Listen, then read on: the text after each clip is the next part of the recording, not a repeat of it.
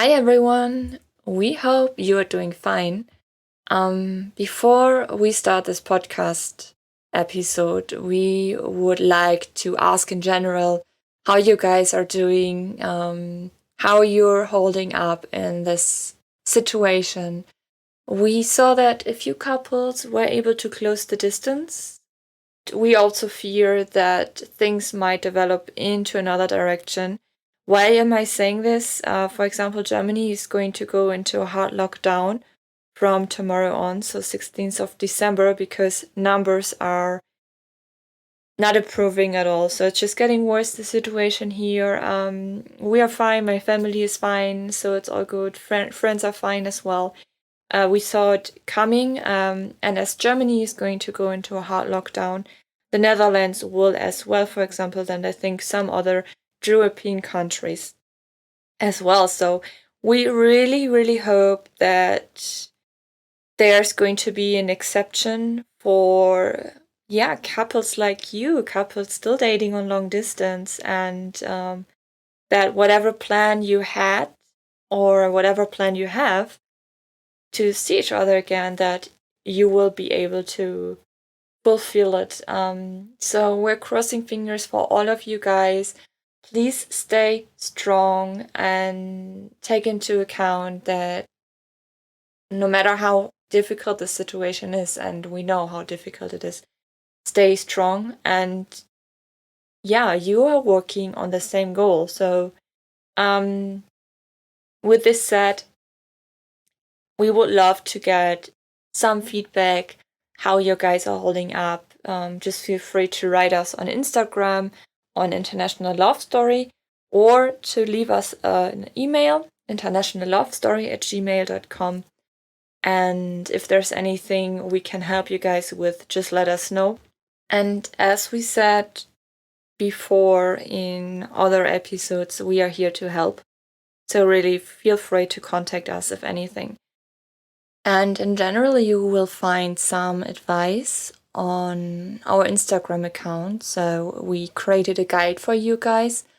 Check it out. Let us know if you'd like us to add anything. One advice we talk about quite often is to act like individuals.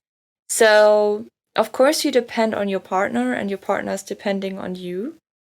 But don't create everything around your partner, if that makes sense. Because it's still important to be an individual and to act like one. It's also important to grow as an individual. And this topic is a topic that has many faces, if you could say so. After all, make sure when closing the distance that you're closing the distance because you both feel that you're ready for it. For example, don't close the distance because you feel like you have to, that it might lead into another direction. Do it because the time is right, and do it at a stage in your life where you know that you as an individual, that you are prepared for it, that you are ready for it. Because one of the worst things that can happen to you as a couple is that you will find yourself blaming the other, or the other way around, obviously. And this is something we are going to talk about with the couple in today's episode. Enjoy this conversation and feel free to leave us some feedback. Welcome to International Love Story, a podcast about long-distance relationships. My name is Ignacio. And my name is Christina. Today, we are welcoming Ankit and Colleen, currently living in France and Montreal. Thank you so much for joining us today. And we hope you're doing fine. Let's just dive right into it. If you'd like to introduce yourself, just go ahead. Sure. Well, thank you guys so much for having us on the show. We're super excited to be here. I'm Colleen. I'm an American who is currently living in Paris, France. I'm doing my master's at Sciences Po studying communications. And I'm Ankit. I'm an Indian living in Montreal, and I'm doing my PhD in machine learning at Université de Montréal. And you guys are hosting a podcast as well. This is how we connected because we found you on Instagram. Your podcast is called the LDR Podcast, and you're sharing not only personal things about yourself, but also you are interviewing experts in several topics. And we just think it's very fascinating that you guys share so many details, not only of your personal life, but also sharing other stories. And yeah, sharing this with the LDR community in general. And as we had the pre-call last week already, just amazing to get to know you guys a little bit better, to get to know your story. For us, it was just very inspiring how you basically deal with different challenges in the long distance relationship, on your long distance relationship. And the story of how you met is also a very special one because, yeah, you met as coworkers, and from there on, things just developed the way they did. Yeah, it wasn't love at first sight. It was coworkers at first sight, but it was pretty soon after for me, once we started working together, that I started to feel sparks for Ankit. But because we were in a startup and there was only 10 of us working together and we would hang out all the time on weekends and Friday nights after work, we would always have happy hours at the office. It felt too much like a risk for me to ask Ankit out, because if it went wrong, then it would just be such a nightmare. And I was just super oblivious. She still gave me a lot of hints. Yes. I missed a lot of those hints. How so, for example? Like one night I was out with my girlfriends and, had too much to drink at a bar and called on Kim, was like, "Where are you? You should come meet me at a bar right now. You should come." And his roommate at the time was like, "That's a booty call. Like, she wants you to go there because she likes you." And Ankit was like, No, it's just a friend. Why don't you come with me? So I was quite in shock when Ankit showed up, our friend, and I was like, was not expecting this. I couldn't believe that you liked me. Like I needed very hard evidence for me to be convinced that that is true.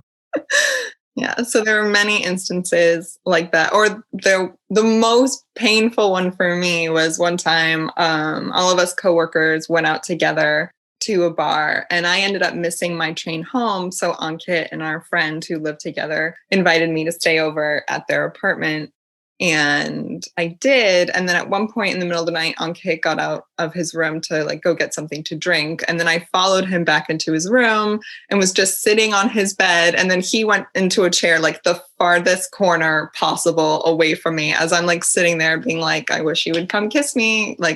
You can come over anytime." Well, I didn't want to make you feel awkward or make you feel weird. Because for me, it was like, oh, I have my coworker over and I have to be very careful that I don't do anything weird. Otherwise, this can go bad. So you thought about doing something weird, though. It's not like you didn't have the thought, right? I mean, of course, I find her very attractive. I just never thought that I had a shot, really. Yeah. So it took me getting the job offer in Chicago. And that was the moment that I was like, screw it. If I ask him out and it's a weird first date, fine, then I'm going to move to Chicago and I'm going to use the dating apps there and probably never see this guy again. And then the first date was just, Ankit doesn't see it as the best first date, but I had an amazing time. And then we ended up seeing each other every single day until I moved to Chicago. And it was the fourth day of what we call the 9-day streak that he was that we both were like, oh no, this is going to be, I think, a relationship that's actually really serious. Yeah, I listened to your bonus episode you published a few days ago. And I also know why Ankit thought that he basically ruined the first real date. Was it 4 or was it 5 Long Island iced teas after all? I don't know. I think you had too many to count, my friend.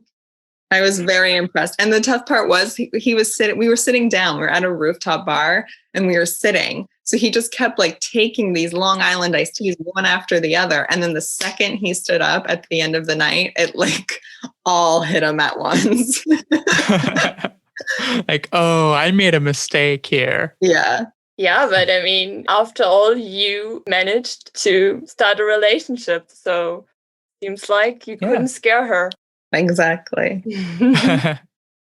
That's true.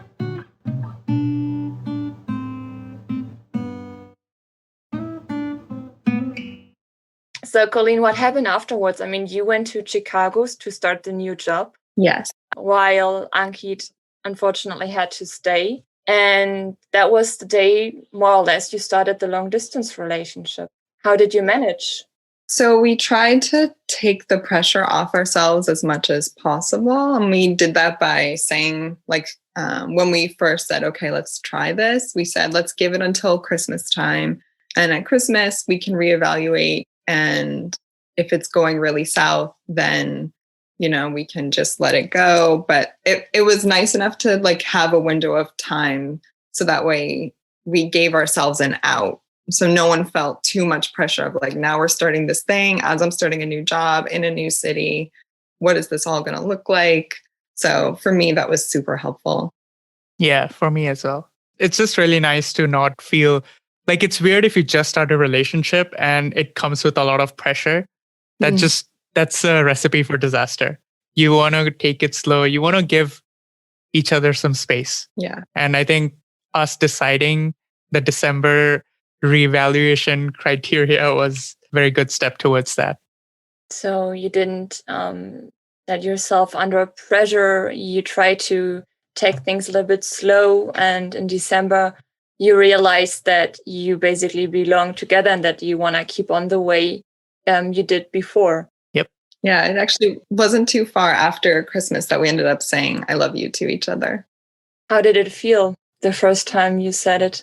Well, I loved him for a very long time. I knew that I loved him for a very long time. So for me, it like was the most ultimate relief. I was really nervous. If I had Long Island iced teas around me, I would probably have 4.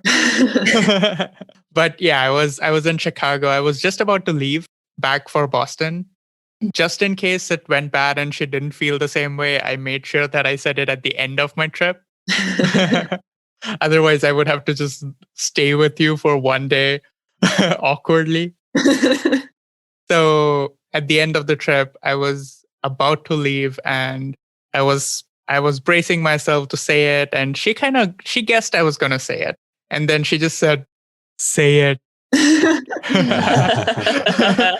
I was sitting on his lap and I felt his heart going like 9, like out of nowhere. Like again, this was like our last 10 minutes together before he was going to take the bus to the airport. And all of a sudden we're sitting in silence and his heart just starts going 90 miles an hour. And the same thing happened the first time he kissed me. So I was like, something's about to happen. He's going to say, I love you. And I've been dying to say it. So I was like, say it, just say it, say it, say it. Yes. And then I said it and then she said it back. And it was good. It wasn't what I feared. Yeah. Yeah, but what did you fear for in general? Like, I mean, did you really think in that moment that things could develop a different way than they did? Yeah, because I didn't know. Like I said, in the beginning when we were coworkers, I didn't think that she would be into me. And I think I still carried a little bit of that in my mind until that point. And I always thought maybe she doesn't feel the same way. Maybe she was like, she needs more time, or we're just dating, we're having fun. So maybe when I say it, she'll say something like, not there yet. And then, and I was also then thinking about, if she does say that, what do I say? And how does that go?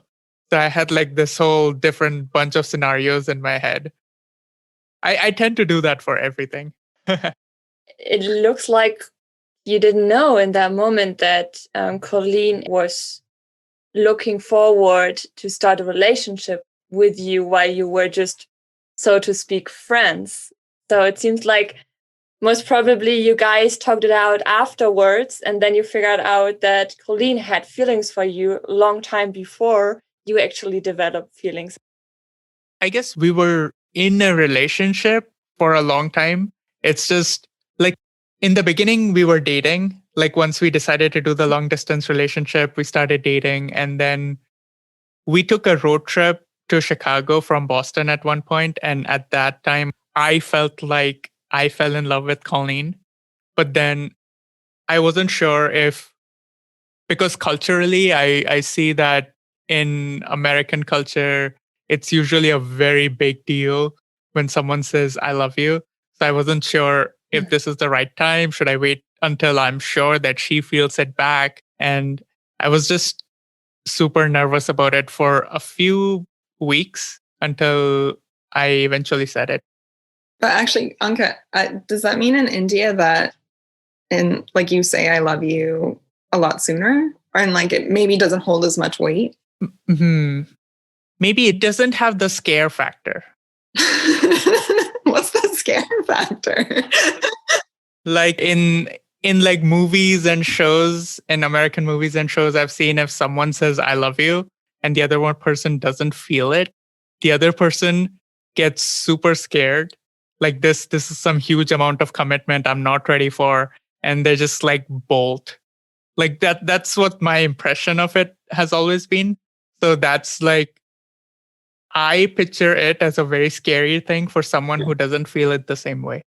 Whereas I don't picture that to be the case in India, where if someone doesn't feel the same way, sure, you'll feel rejected, but I don't see the same kind of reaction.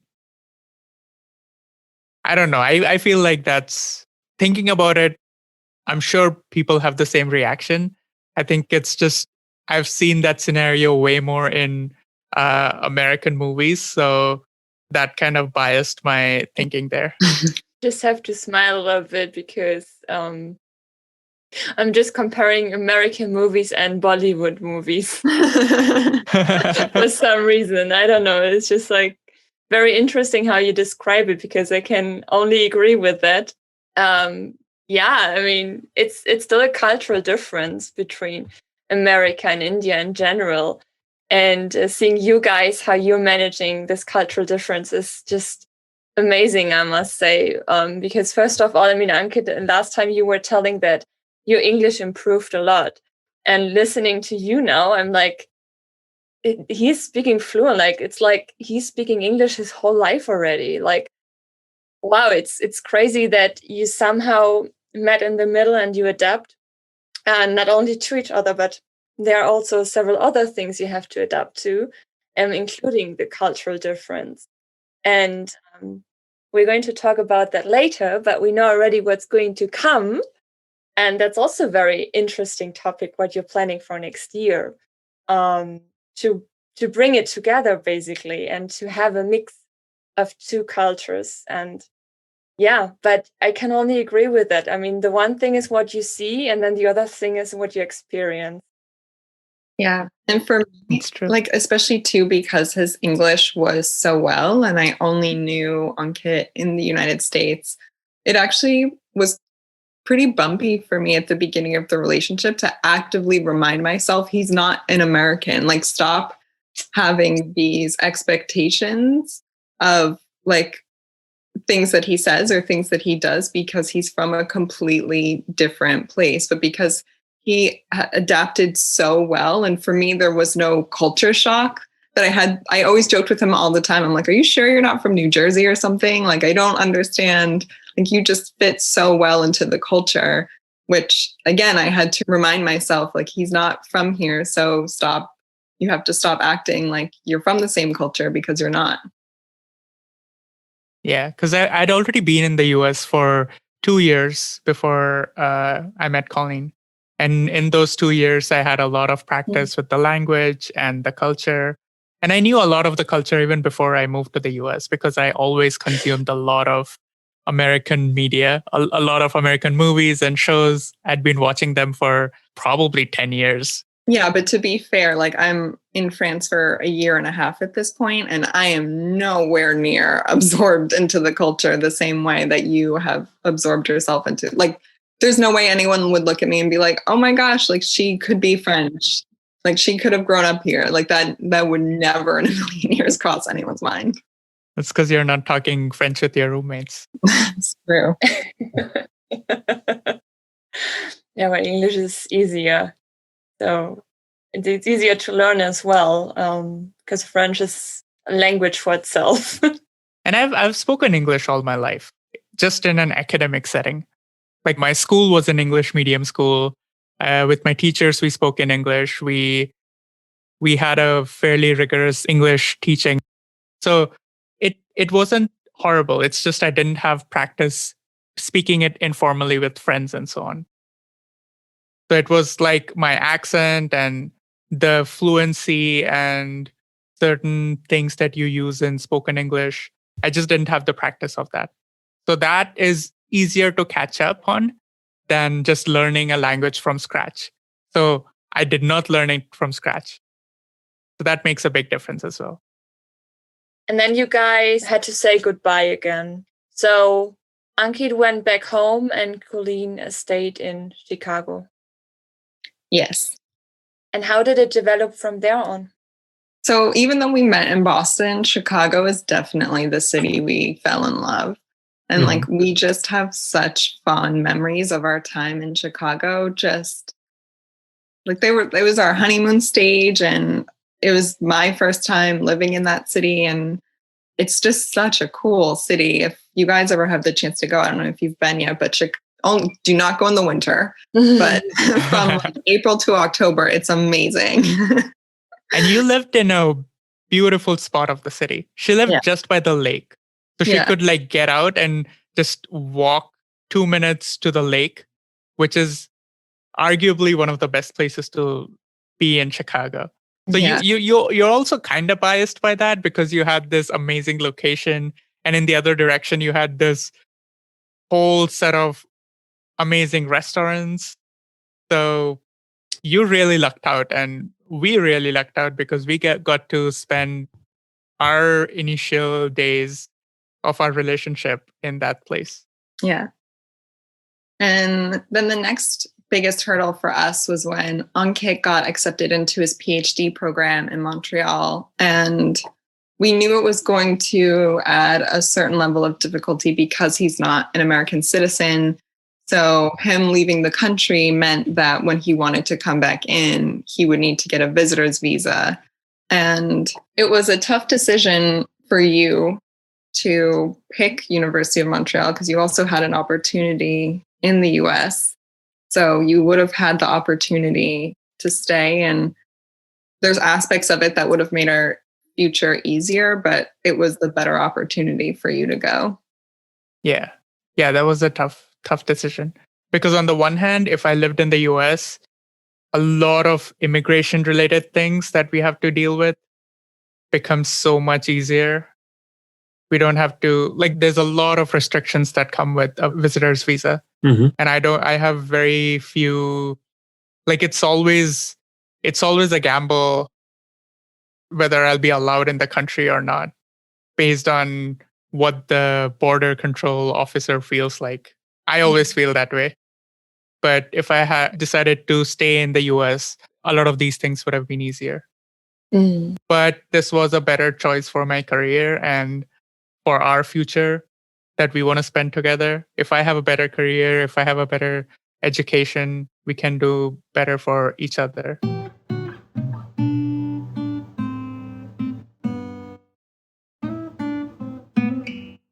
You basically made this decision together. So you, Ankit, involved Colleen, obviously, in your decision.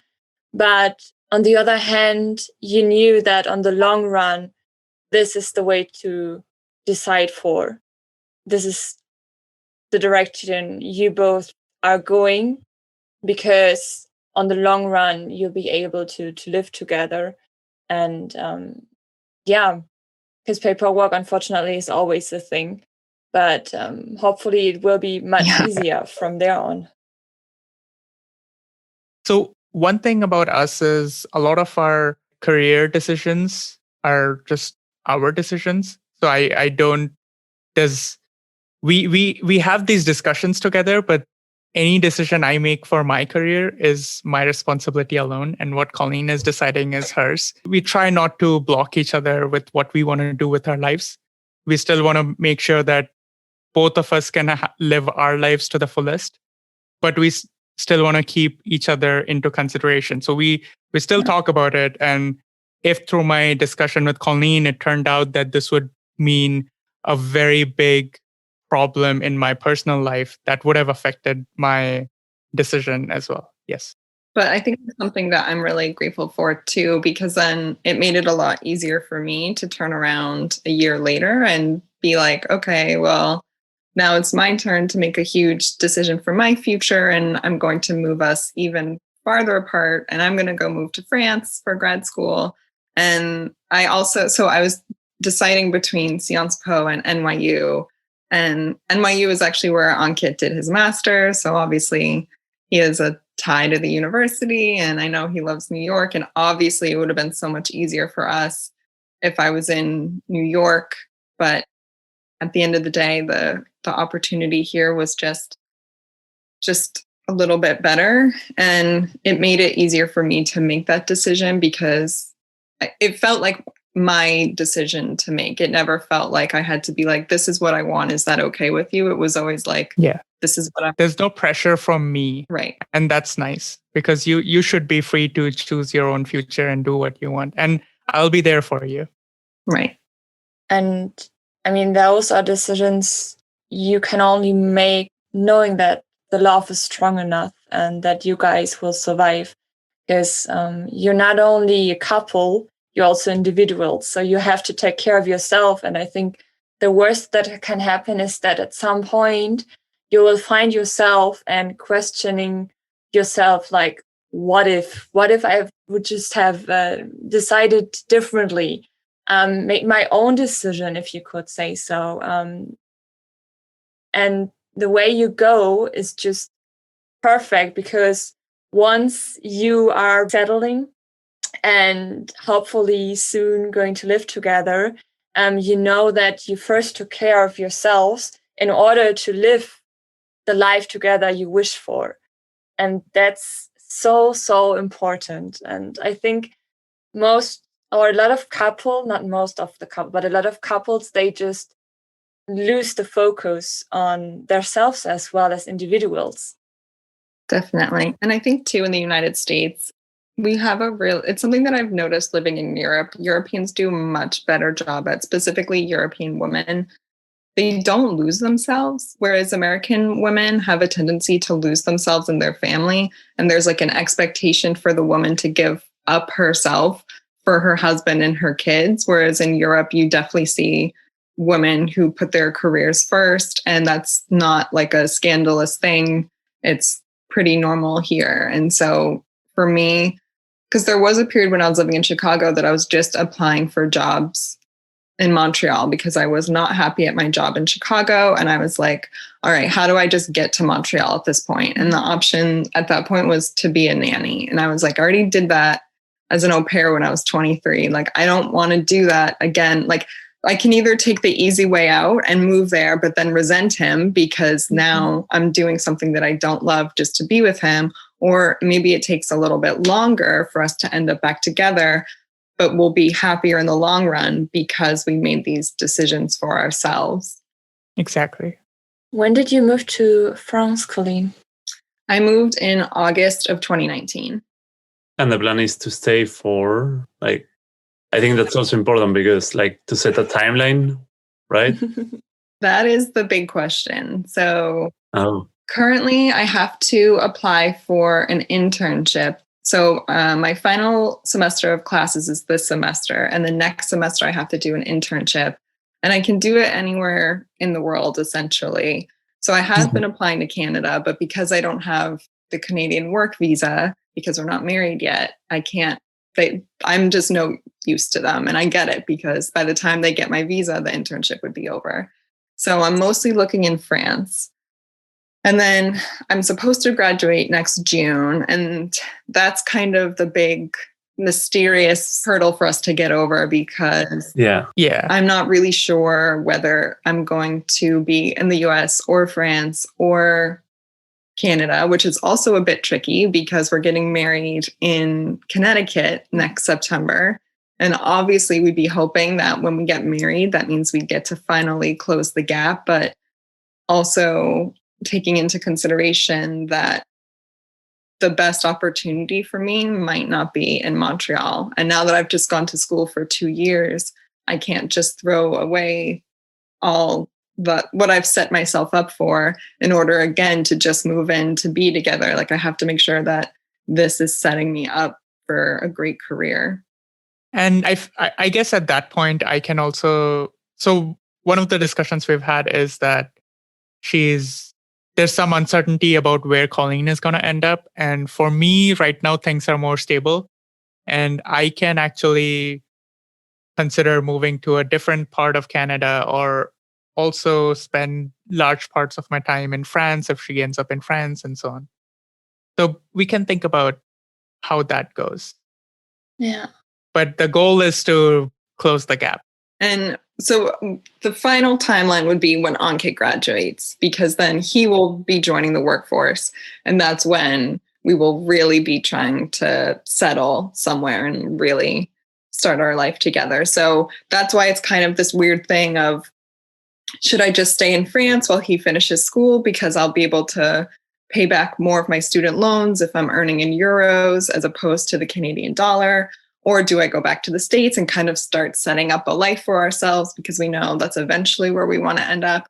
Or am I able to find a great job in Canada that we can just go ahead and start that life? So whenever anyone's like, so what are your plans after school? I'm like, I have no idea. But we have certain hopes. We hope that after Colleen graduates, we'll close the gap and we'll be married and everything will be fine. But we also know that sometimes real life doesn't go as we plan, and that's okay. We will make the best of whatever happens. So you go with the flow, so to speak, because you know that there are certain things you can't change. Totally. Yeah. And so certain things you cannot know. So it's instead of being upset because this is really hard. The stuff that we are doing and the circumstances around the world, it's really hard. If you really want things to go your way and they don't go your way, it can be really crushing. So you have to be a little flexible these days. Just be happy and make the best of what happens. That's how we see it. And two, if 3 years ago that Ankit, you would be in Montreal and I would be in France, we would not believe you. We'd be very confused because those were not our trajectories 3 years ago. So I think we just have to keep an open mind for our future. Like I could be in the UK, like who knows? Like I could be in a random country, you know what I mean? So I think both of us really like moving and we like exploring different countries. So we just try to stay as open-minded as possible and just stay optimistic that we're going to find really great opportunities, especially too with the job market that I will be joining in 6 months. I'm not looking forward to it. Yeah, for the internship, right? Yeah. Yeah, I can understand. It's a little bit difficult right now. Yeah. Yeah. I mean, as I said before, and this is also something you talked about in your bonus episode, which I really, really enjoyed. It was super interesting, like really interesting, that you can't really plan and that you basically just go with the flow and see what's going to happen next. And that you try not to be frustrated if things are not working out according to a plan, because after all, there is no the plan to go for. And what I really enjoyed in your last episode, so in your bonus episode, was when Colleen told how the moment she was sure that Ankit is the one for her, that he is the man she wants to spend her life with. And it was so beautiful. And it was like really, I listened to this episode and was like, wow, I got goosebumps. It was amazing. Seriously, I really enjoyed it. And yeah, if you could repeat that for everyone who's listening right now. Yeah, of course. So, like I said, like I knew for a very long time that I loved Ankit, but like this was the moment that I was like, oh, this is the guy that I'm going to spend the rest of my life with. So I moved to Chicago October 23rd of 2017. And I moved into an unfurnished studio apartment and was super excited, ordered all my furniture online, was sleeping on an air mattress that I borrowed from my friend and was just waiting for everything to arrive so I could set it up. And I'm a pretty handy person and I like those kind of projects of putting stuff together. But my bed arrived and it was a full-size bed. And I did not know this, but there were like 4 screws. 2 of them were slightly shorter than the other, but they were so close. Like you had to actually look at all 4 of them to notice the difference. And it turns out I had put 2 on the wrong end of the bed. And for some reason, I could not get this bed together. And I was so frustrated. And I called Ankit and was just really bummed. And my dad passed away in 2014. So that was just 3 years later. And I was like, ugh, I just wish my dad was here. My dad was such a handy person. He was a machinist. He could have whipped this bed together in 30 minutes. It's moments like these that I really miss him. And like, it really hits me that he's gone. And I was like, just really bummed and upset about this bed. And then the next thing I know, I get a message from Ankit with his flight information. And I was like, what is this? And he bought tickets. So I think I called him like a Tuesday or a Wednesday. And he bought tickets for that Saturday to fly in at 9 a.m. and to fly out by 5 p.m. just so he could help me put the bed together and then go back home. I was just astounded. Like before Ankit, I was on the dating apps and I was just meeting really, really terrible people. So my bar was already so low. And then to have this guy who flew halfway across the country to help me put this bed together when, it meant more than just the bed. It was like, this person is seeing me at my most vulnerable and is doing everything in his power to change that. And I was like, this is my life partner. Someone who's willing to drop everything to help me when I need it, like that. I was just blown away by it. And I think those are also the moments you realize that distance after all doesn't matter. Yes, exactly. Because you feel so close to each other. I mean, of course, there are miles separating you, but you just feel close. And you know that if anything happens, that this significant other will support you. As you said, Colleen, I mean, you made some dating experience before as well as I did. I could never have had imagined that I will find myself in a relationship dating a Latin American man. Yes, I'm talking to you. Dating a Latin American man on long distance, putting all my hopes, all my fears somehow in this person sitting next to me right now. So yeah, we close the distance, but it's just like incredible to think about that at some point we dated on long distance and we felt so close to each other that it didn't matter after all. It didn't matter. I knew that if it happens, I could always call him and he would do whatever possible to cheer me up, to support me, to make me feel better, and the other way as well. So I would do the same for him, obviously, as well. And there's a strong bond. No one really can explain. And the moment you feel it and the moment you realize it, you know that no matter what's going to happen, and if like the current situation shows, I mean, there's COVID, we do have to deal with several things going on. Ankit is in Montreal right now, Colleen is in Paris. You guys really don't know when exactly you're going to close distance, where you're going to live, but it doesn't matter because you know that you will live together at some point. Maybe not in 1 year, maybe not in 2 years, but you know that you will support each other meanwhile. Exactly. And that's so important.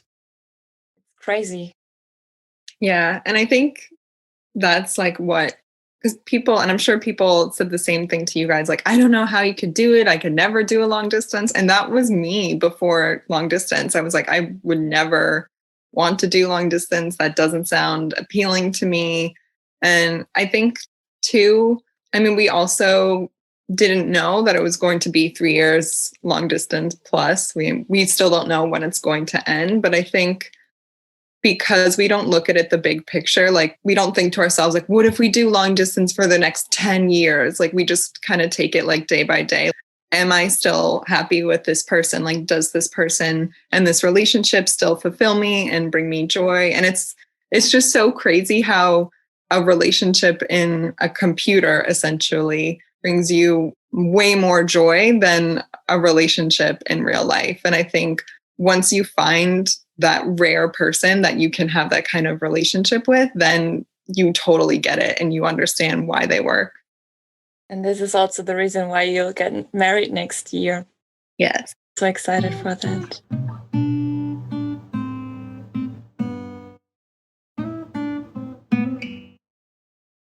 So next year in September, you'll make the next step.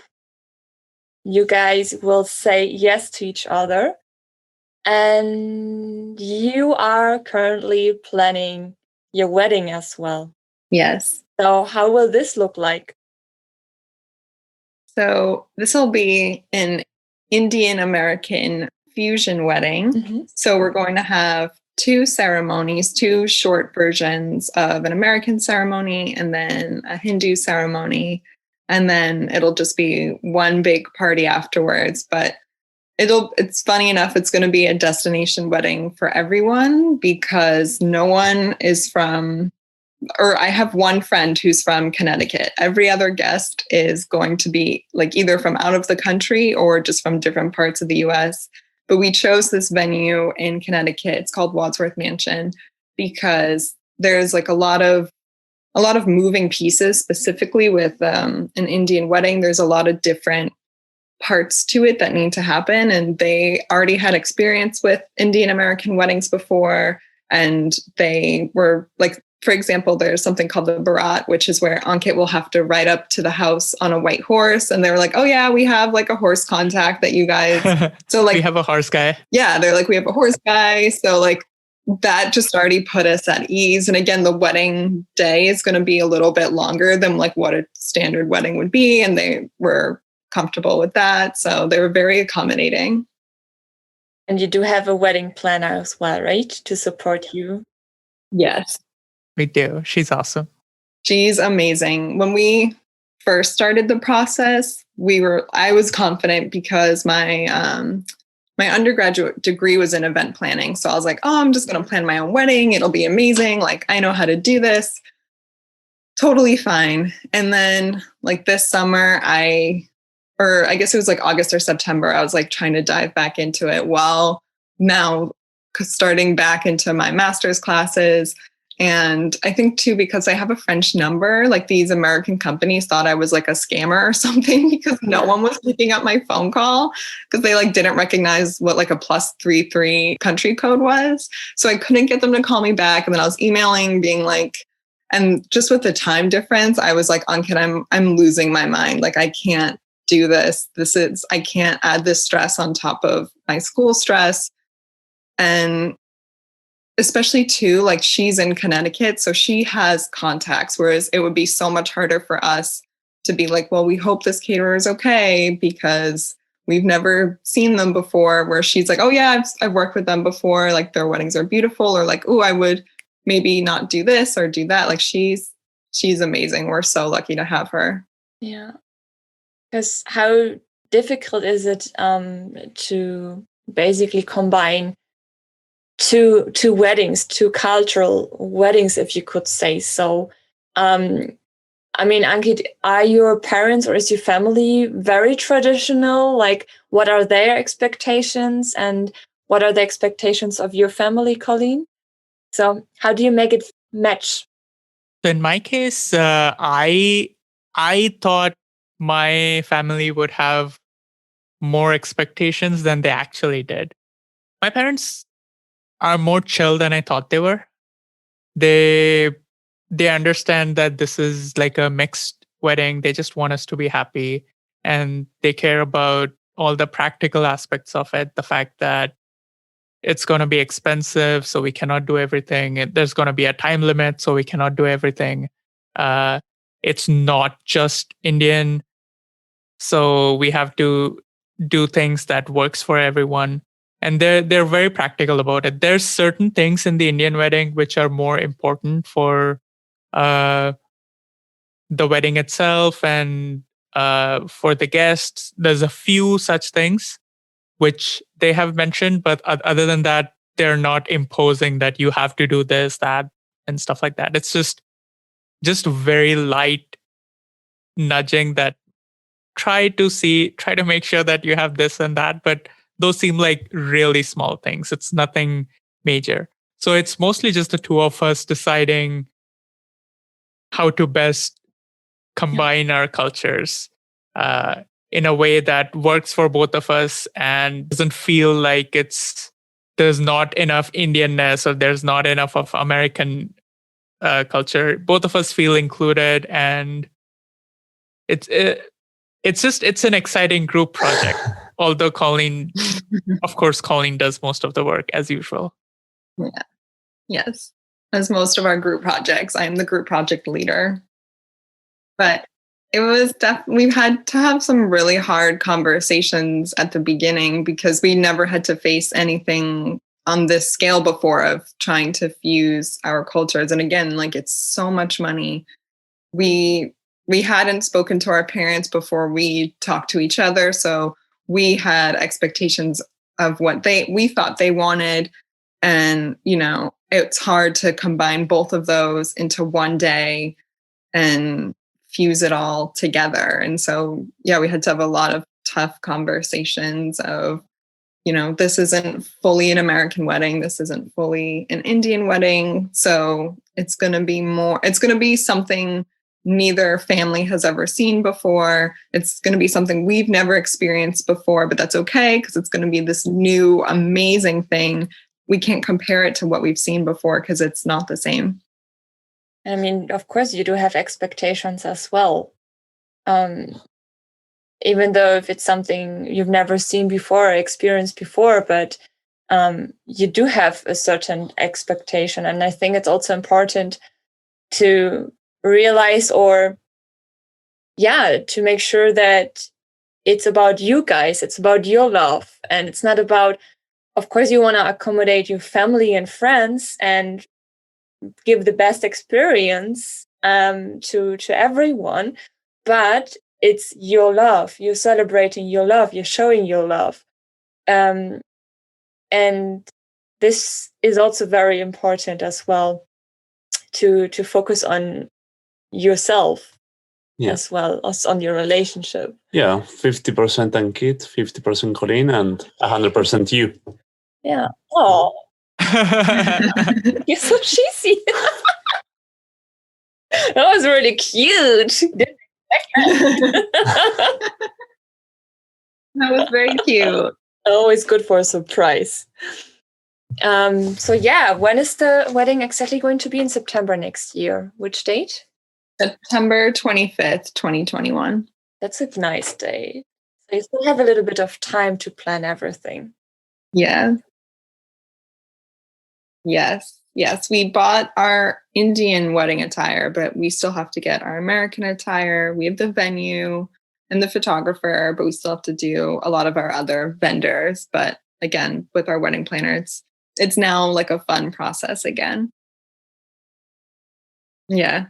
We just want to make sure that we just hope that COVID is gone. Yes. Because that's going to add a lot of restrictions that we are not really planning for right now. Yeah. Yeah, but I'm pretty positive. Yes. To be honest. So things look good for you.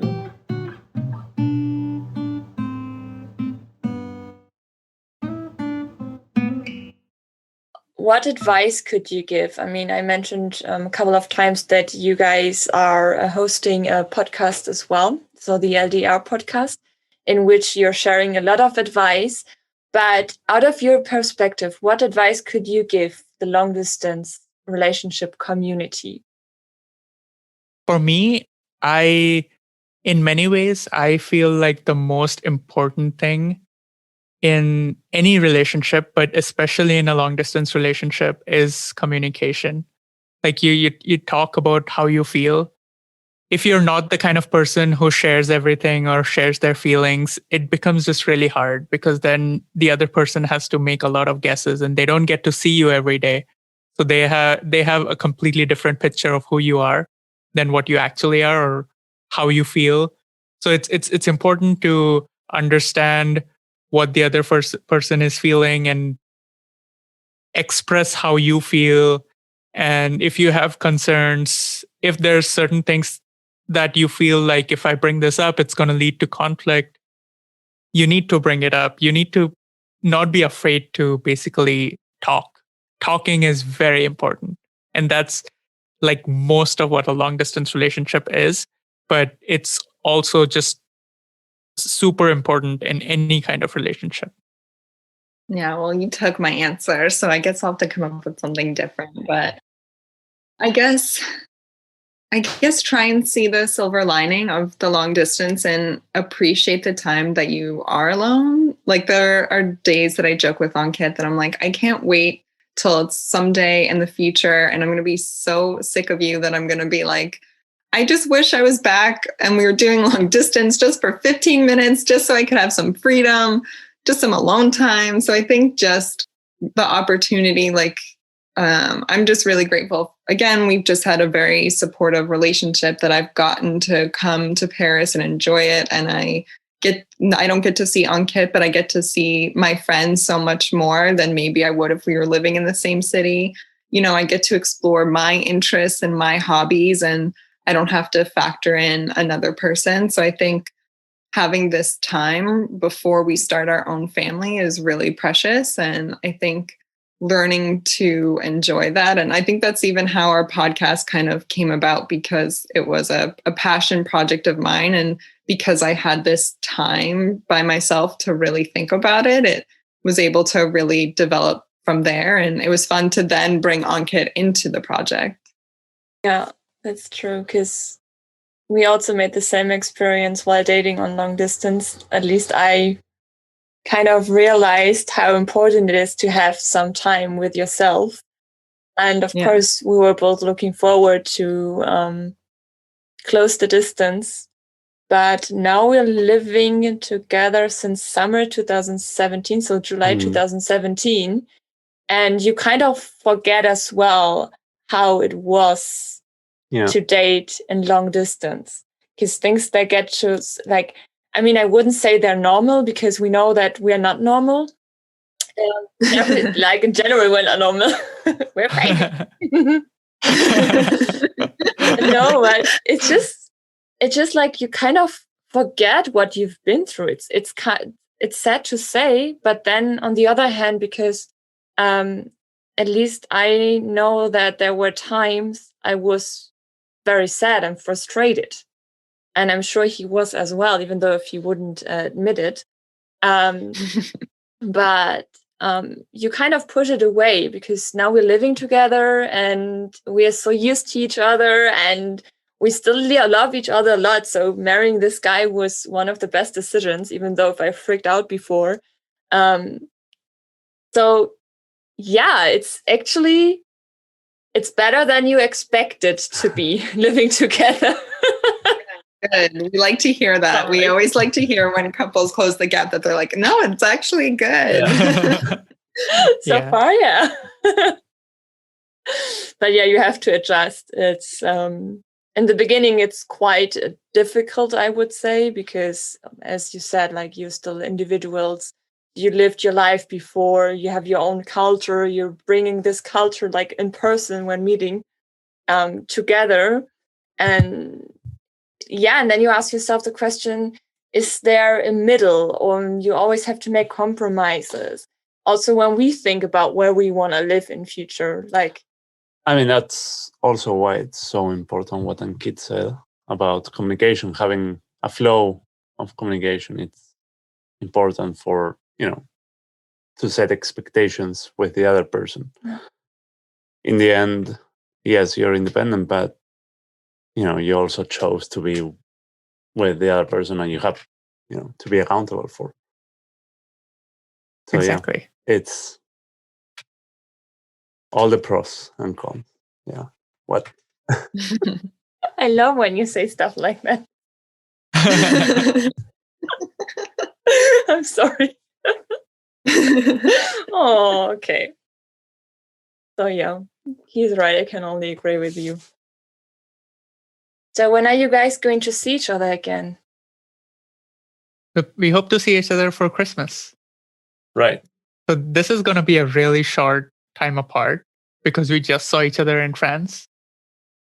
After 8 months apart, we're going to have, it's weird to have just a few weeks apart. Yeah.